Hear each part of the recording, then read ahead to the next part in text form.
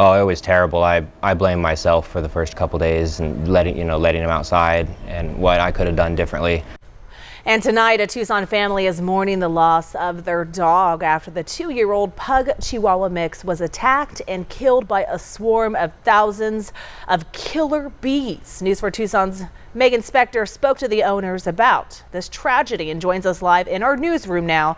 Megan, what can you tell us about how the owners are holding up after this?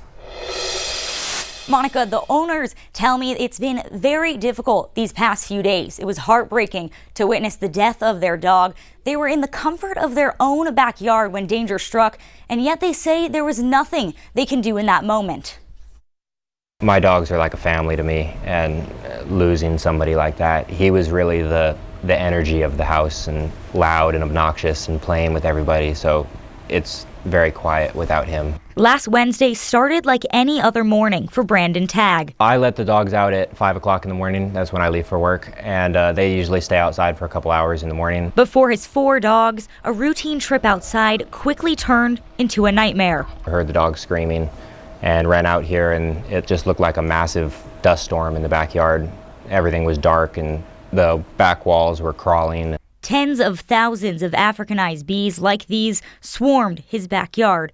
3 of his dogs made it safely back inside, but for 2-year-old Earl, he was stung over 100 times, and just with how small his body was, the venom shut down the toxins shut down his nervous system, and he had heart failure.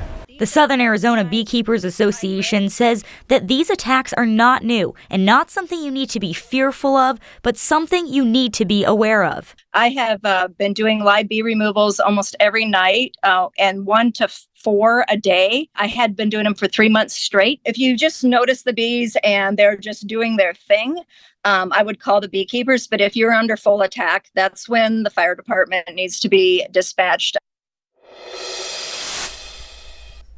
This tragic story that Earl's owners are hoping others can learn from so that no pet owner has to go through what they're feeling right now. Live in the newsroom, Megan Spector, News 4, Tucson. All right, thank you,